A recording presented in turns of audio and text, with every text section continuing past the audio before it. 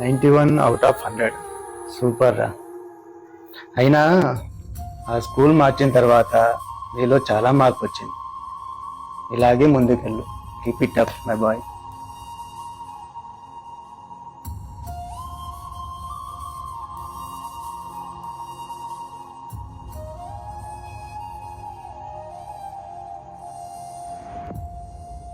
ఏంటి రో, out of marks వచ్చినా కూడా ఇంకా డల్ ఉన్నావా?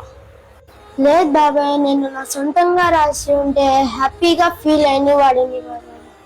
మనకి ఎగ్జామ్స్ ఎవరు చెప్పించారు? ఇట్రా హీరో, అసలు ప్రాబ్లం ఏంటి? స్కూల్లో ఏం జరుగుతుంది? సార్ ఇక్కడ కూర్చొని చెప్పు. మరి మీ నాన్నకి ఎప్పుడు చెప్పలేదా? మరి మార్క్స్ ఎలా వచ్చాయి? నాకన్నా ముందు కంప్లీట్ చేస్తారు కదా వాళ్ళు, నాలాగా ఆన్సర్ రాని వాళ్ళు ఉంటారు కదా, వాళ్ళు మాకు చెప్పిస్తారు. అందుకే ఇలా మార్క్స్ లో వచ్చాయి. ఈ విషయం డాడీకి చెప్పాలంటే భయపడి చెప్పలేను. ఈసారి నువ్వు బాగా చదువు, నిజంగానే అవుట్ ఆఫ్ మార్క్స్ వస్తాయి, ఓకేనా?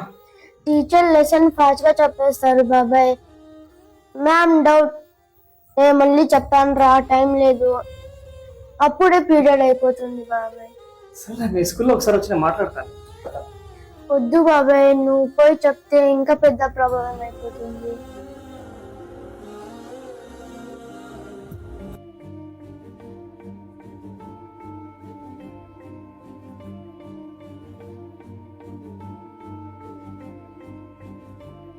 రండి సార్, కూర్చోండి సార్. బాగున్నారు సార్, కూర్చోండి సార్. ఈ మధ్య ఎగ్ సైజ్ చాలా తగ్గించేసారు సార్. అంతా మోసం, మొత్తం మోసం. గుడ్డు సైజ్ తగ్గుతూనే మీరు మోసం అంటున్నారు. మరి మీరు చేసేదన్న పుణ్యమా సార్?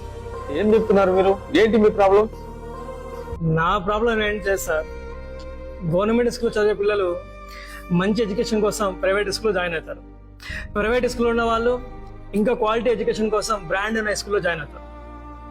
మీలాగా బ్రాండ్ ఉన్న స్కూల్లో జాయిన్ చేస్తాం, ఇక్కడ వచ్చిన తర్వాత మీరు ఈ టెక్నో ఒలింపియాడ్ అని చెప్పేసి ఇక్కడ మరీ వేరే చేస్తారు.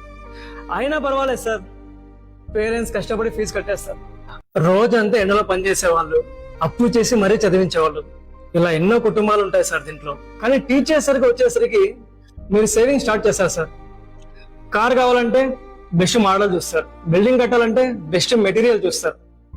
కానీ టీచర్ సరికి వచ్చే కొద్దీ కాంప్రమైజ్. వందల మంది పిల్లల భవిష్యత్ సార్ టీచర్ చేతిలో పెడతాం. అలాంటి టీచర్ విషయంలో ఎందుకు రాజీ పడుతున్నారు సార్ మీరు? ఫోన్ పాడైపోతే రెడీ చేయించుకోవచ్చు సార్, డబ్బు పైన మళ్ళీ సంపాదించుకోవచ్చు సార్.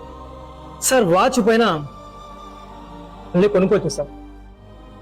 కానీ సార్ ఇందులో సమయం అని చూసారా, ఇది ఒక్కసారి పోతే భూమి మీద సంపద అంతా తెచ్చిపెట్టినా కూడా ఈ సమయాన్ని వెనక్కి తీసుకెళ్ళండి సార్. సరే, వాచ్ లో తిరిగే సెకండ్స్ కాదు సార్, ఒక అమ్మ తగ్గించుకునే కోరికలు, ఒక నాన్న దాచుకునే డబ్బు, ఒక స్టూడెంట్ ఫ్యూచర్ సార్. ఒక స్టూడెంట్ లైఫ్ లో వేస్ట్ అయిన సమయాన్ని మళ్ళీ ఎవరు వెనక్కి తీసుకురాలేరు సార్. సార్ మీరు చెప్పే ప్రాబ్లమ్స్ అన్ని నేను సాల్వ్ చేస్తాను.